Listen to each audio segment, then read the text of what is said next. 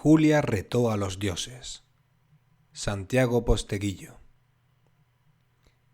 Primera asamblea de los dioses sobre el caso de la augusta Julia Domna. Julia es el origen de todos los males. Julia significará el fin de Roma. Vesta hablaba con vehemencia. Era la líder que había promovido aquel cónclave en el Olimpo. Júpiter escuchaba con cierto aire de fastidio. Temía una nueva división entre los dioses, como ya ocurriera durante la guerra de Troya o la mortífera persecución de Ulises por Neptuno. Y aquellos enfrentamientos resultaron tan agotadores. Júpiter había dejado en el suelo el orbe que solía tener en la mano derecha y se entretenía en acariciar el cuello de la gran águila que estaba a sus pies. Mantenía el cetro en la mano izquierda para no perder su presencia majestuosa y de poder absoluto ante el resto de las deidades congregadas aquella mañana. Intentaba encontrar un justo punto medio entre indiferencia y porte magno durante la larga soflama de Vesta contra la emperatriz madre del Imperio Romano. Poco antes de que Julia Domna accediera al poder, continuaba la diosa del hogar, ajena al evidente desaire con que el dios supremo la escuchaba, ardió mi templo en el corazón de Roma. Era una advertencia de lo que se nos avecinaba. Es una extranjera y como tal debe ser desplazada del poder de Roma, alejada de allí, aniquilada, como hicimos con Cleopatra en el pasado o con Berenice. Júpiter suspiró. Las referencias a los finales trágicos de la reina de Egipto, que intentó dominar la élite romana a través de sus relaciones con Julio César y Marco Antonio, o de Berenice, la amante del emperador Tito, quien también fue separada del poder de modo abrupto, daban forma a las intenciones de Vesta con respecto a Julia Domna. La diosa del fuego del hogar romano estaba dejando claro qué sentencia anhelaba para la emperatriz: defenestración y muerte. Júpiter tenía claro que para Vesta el peor delito de Julia Domna era ser oriental, una acusación, no obstante, con la que no habría conseguido llegar muy lejos su ataque contra la emperatriz romana, pero la diosa del hogar había sabido manipular a otros dioses del Olimpo esgrimiendo argumentos adicionales contra Julia. La había acusado también de promover en Roma el culto al dios sirio El Gabal, una deidad que para los habitantes de aquella región controlaba el sol. Esto, por supuesto, había enfurecido a Apolo, dios del sol romano, que de inmediato se puso de parte de Vesta. Y con Apolo, como era habitual, vino el apoyo de su hermana gemela, Diana.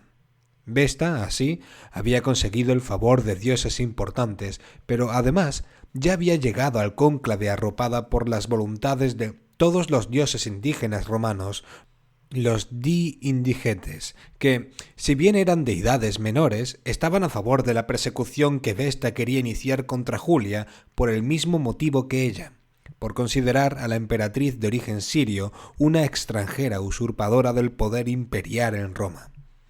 Desde Consus a Flora, desde los dioses Lares a los Manes y Penates, hasta el siempre oscuro Ops, la exuberante Pomona, el misterioso Jano o el viejo Quirino, todas aquellas antiguas deidades romanas estaban de acuerdo con Vesta.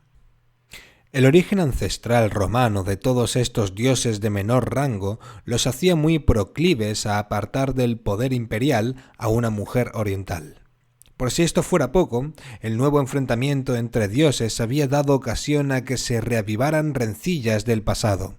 Minerva, la hija de Júpiter, diosa de la estrategia, valoraba enormemente la astucia con la que Julia había llegado al poder durante las guerras civiles de los años anteriores, pero ese posicionamiento de Minerva había hecho que Neptuno se manifestara en contra de Julia. El dios de las aguas tenía todavía mucha rabia acumulada tras su derrota en el enfrentamiento contra Minerva durante la persecución de Ulises. Marte, por su parte, siempre celoso de Minerva, con las cuentas pendientes contra la hija de Júpiter desde la guerra de Troya, decidió aliarse también con Vesta y los suyos. Pero había más dioses. En el otro extremo estaban, por ejemplo, Juno y Cibeles.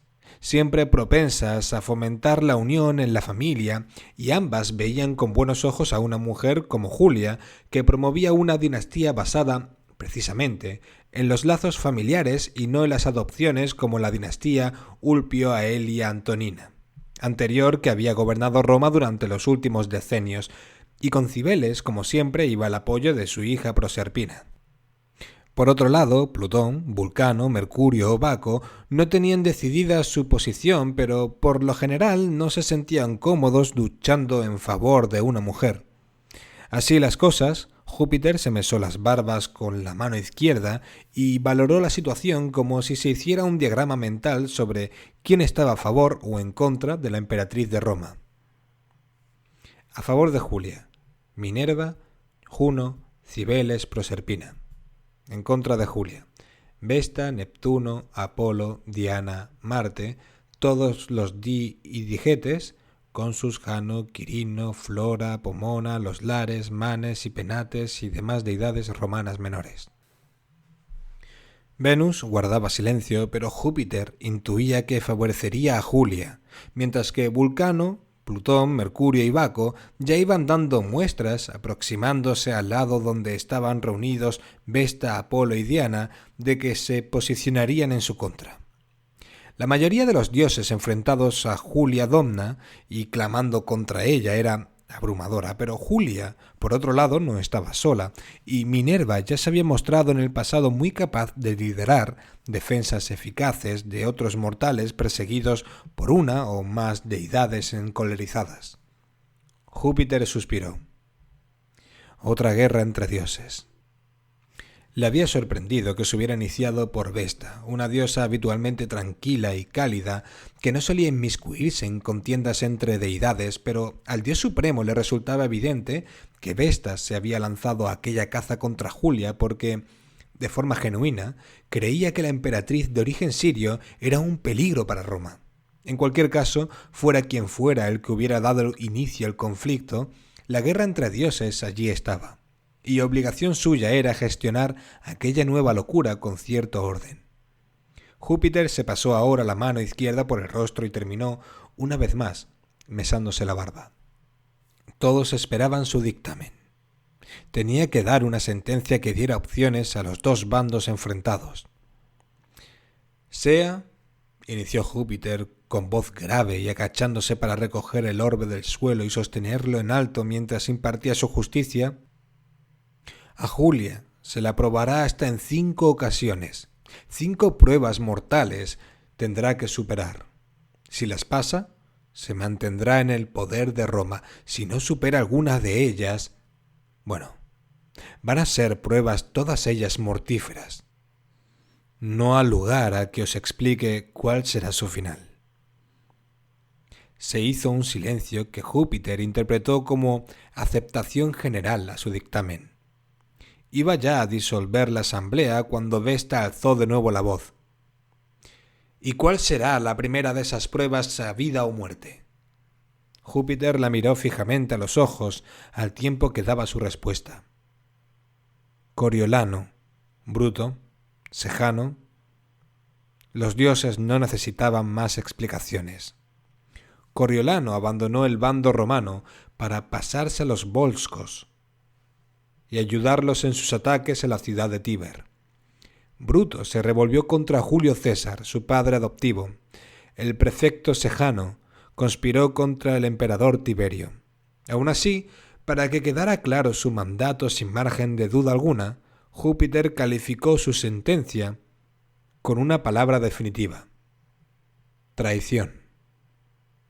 El cónclave celestial, por fin, se disolvió. Juno se acercó a Minerva y le habló al oído.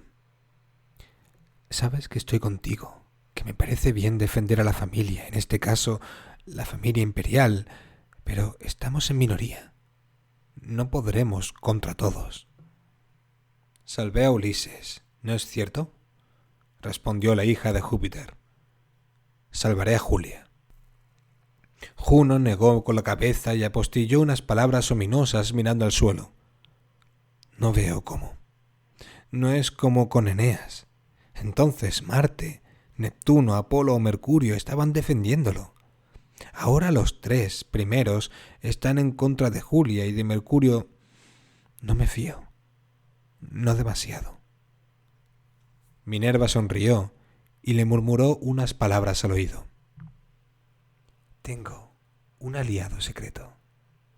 No ha venido al cónclave, pero está con nosotras. Te recuerdo que soy la diosa de la estrategia y de la sabiduría.